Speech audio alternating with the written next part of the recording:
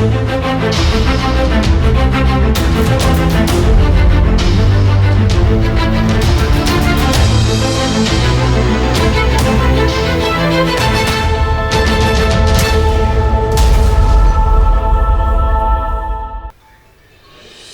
Next generation news channel के साथ मैं हूं सपना सिंह और इस वक्त आप मेरे साथ देख रहे हैं पुणे और देश दुनिया की सारी खबरें।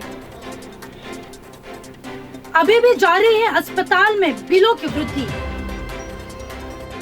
निजी अस्पताल प्रशासन को बार बार निर्देश देने के बावजूद शहरी और ग्रामीण क्षेत्रों में रोगियों को बढ़े हुए बिल सौंपने की प्रथा अभी भी जारी है। पिछले 20 दिनों में 1.5 लाख रुपए से अधिक के निजी अस्पतालों के बिलों की जांच करते समय यह पता चला है कि इसमें 1,03,99,000 रुपए का अतिरिक्त बिल शामिल है। तदनुसार ऑडिट टीम द्वारा दिए गए निर्देशों के अनुसार निजी अस्पतालों ने अतिरिक्त 1,03,00,000 बिल कम किए हैं। डिविजनल कमिश्नर ने रुपए से अधिक के बिलों की पूर्व जांच करने का निर्णय लिया। इसके लिए शहर के 30 अस्पतालों के बिलों के ऑडिट के लिए टीमें गठित की गई थी। नगर निगम के लेखा विभाग के अधिकारियों को इसके लिए नियुक्त किया गया है। अस्पताल द्वारा ऑडिट टीम को 1.5 लाख से अधिक का भुगतान किया जाता है। इन बिलों की जांच के बाद यदि कोई अतिरिक्त शुल्क लगाया गया हो तो अस्पताल को टिप्पणी के लिए आमंत्रित किया जाता है। एक बार बिल सत्यापित होने के बाद बिल रोगी या रिश्तेदारों को दे दिया जाता है। ई पास रद्द होने के बाद संडे सफर में रोड पर देखने को मिली पुणेकर की भीड़। अंतर जिला परिवहन के लिए ई पास को रद्द करने के बाद पहले रविवार को शहर से गुजरने वाले सभी 4 राजमार्गों पर यातायात बढ़ गया। यह सड़क पर वाहनों की भीड़ से देखा गया था कि पुणेकर अपने घर से कोरोना के बावजूद बारिश के मौसम का अनुभव करने के लिए बाहर गए थे। कोरोना के कारण 25 मार्च से राज्य में अंतर जिला यातायात बंद है। उस समय नागरिकों को परिवहन के लिए पुलिस द्वारा ई पास होना आवश्यक था। हालांकि राज्य सरकारों ने 2 सितंबर से ई पास को रद्द कर दिया है। उसके बाद पहले रविवार को नासिक, सोलापुर, सातारा और मुंबई की ओर यातायात की भीड़ बढ़ गई है। राजमार्ग पुलिस के पुणे विभाग के अधीक्षक प्रीतम यावलकर ने भी कहा कि सभी 4 सड़कों पर यातायात बढ़ गया है। वाहनों की भारी भीड़ रविवार को सातारा रोड पर देखने को मिली। एक्सप्रेस वे पर यातायात में भी वृद्धि हुई है। पुराने मुंबई पुणे मार्ग पर लोनावला, खंडाला और मुर्शी क्षेत्रों में नागरिक एकत्र हुए थे। पुणे में विवाह के लिए 50 से अधिक मेहमानों की अनुमति नहीं। इसके लिए सख्त सामाजिक दूरी और मानदंडों का पालन करना जरूरी। पुणे में कोविड-19 मामलों के असंतुलित उछाल के बीच जिला प्रशासन ने शहरी और ग्रामीण क्षेत्रों में विवाह कार्यों पर विशेष जोर देने के लिए नए निर्देशों का पालन किया है। बीइंग मिशन स्टार्ट अगेन के हिस्से के रूप में कुछ दिनों पहले महाराष्ट्र सरकार द्वारा जारी दिशा निर्देशों के साथ जारी किए गए निर्देश दोनों के प्रबंधन पर विशेष जोर देते हैं। तेजी से संपर्क ट्रेसिंग, अस्पतालों का प्रबंधन और यह सुनिश्चित करते हैं कि रोगी निजी सुविधाओं पर परिवार के सदस्यों को शोषण नहीं किया जाता है। पुणे कलेक्टर राजेश देशमुख द्वारा जारी अधिसूचना में नागरिकों को विवाह हॉल के मालिकों को निर्देश दिया गया है कि वे यह सुनिश्चित करें कि कार्यों के दौरान सामाजिक भेद मानदंडों का पालन किया जाए और 50 से अधिक व्यक्ति विवाह में शामिल न हो। कुक, वेटर और संगीतकार जैसी सेवाएं प्रदान करना। अधिसूचना ने आयोजकों को इस कार्यक्रम का वीडियोग्राफी करने और 5 दिनों के भीतर स्थानीय पुलिस स्टेशन को फुटेज उपलब्ध करने को कहा। उन्हें समारोह से पहले उपस्थित लोगों की सूची भी प्रस्तुत करना आवश्यक है। नशे की धुत में सेवानिवृत्त पुलिस अधिकारी ने अपनी कार से 5 को रौंदा, एक की मौत।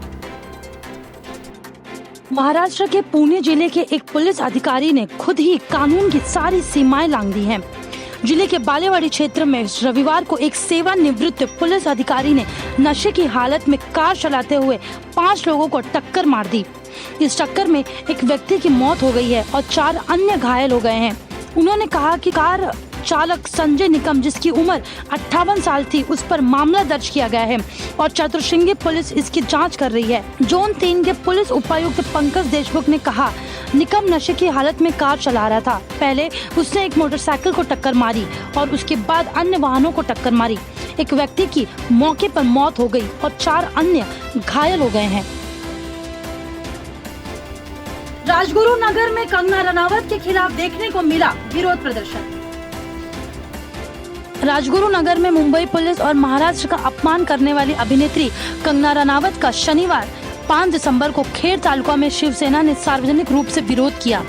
राजगुरुनगर में शिवसेना स्कूल के सामने विरोध रैली निकाली गई।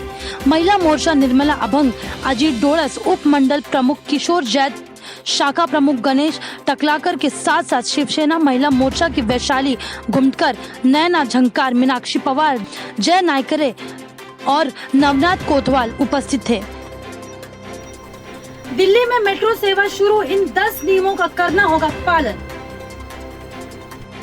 कोविड-19 महामारी के कारण 5 महीने से अधिक समय तक बंद रहने के बाद दिल्ली मेट्रो ने सोमवार को येलो लाइन पर अपनी सीमित सेवाएं बहाल की।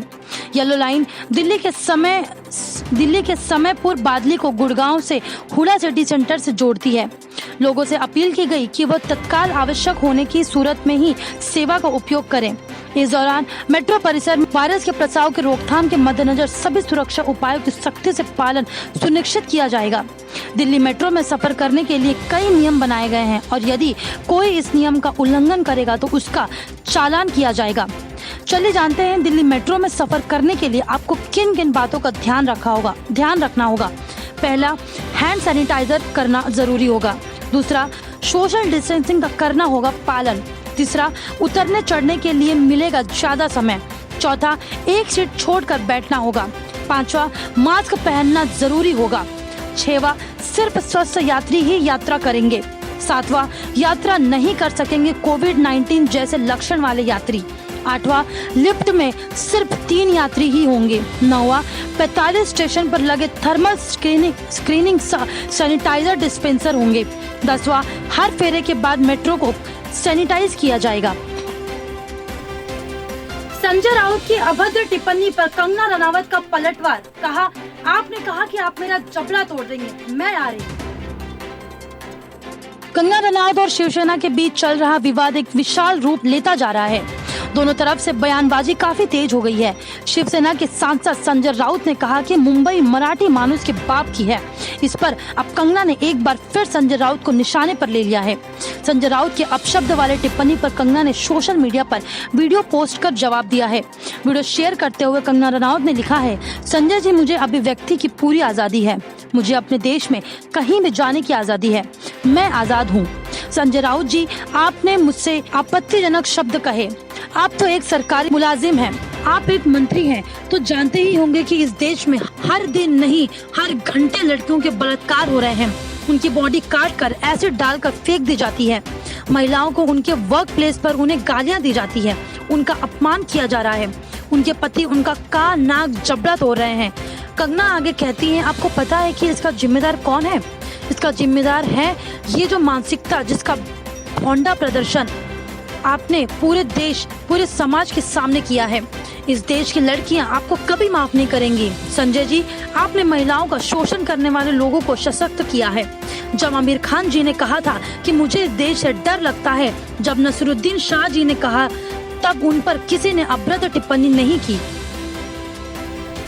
फैंस के लिए बुरी खबर, शूटिंग शुरू करने से पहले ही तारक मेहता के उल्टा चश्मा के नट्टू काका अस्पताल में हुए भर्ती। टीवी शो तारक मेहता का उल्टा चश्मा में नट्टू काका का किरदार निभाने वाले एक्टर घनश्याम नायक को अस्पताल में भर्ती कराया गया है। खबरों के मुताबिक गले में परेशानी के चलते उनकी सर्जरी होने वाली है। कुछ दिनों पहले ही उनके गले में गांठ होने का पता चला है। बताया जा रहा है कि घनश्याम नायक की मदद के लिए प्रोडक्शन हाउस सामने आया है। हाल ही में बॉम्बे हाईकोर्ट ने 65 साल से ज्यादा उम्र के एक्टर्स को शूटिंग करने की अनुमति दी थी। इससे नायक काफी खुश हुए थे।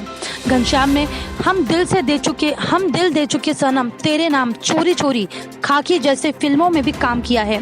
2008 से वो तारक मेहता शो से जुड़े हैं। तारक मेहता का उल्टा चश्मा फ्रेश एपिसोड के साथ एक बार फैंस के बीच हाजिर है। तारक मेहता का उल्टा चश्मा में रोशन सिंह सोढ़ी का किरदार निभा रहे गुरुचरण सिंह शो छोड़ चुके हैं। गुरुचरण सिंह को लेकर पहले ही इस तरह की खबरें आ रही थी, लेकिन इस दौरान खबरों को महज एक अफवाह बताया था।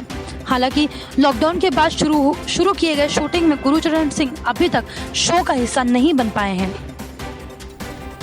महाराष्ट्र के सीएम उद्धव ठाकरे को जान से मारने की धमकी, मातोश्री के सामने सुरक्षा व्यवस्था कड़ी।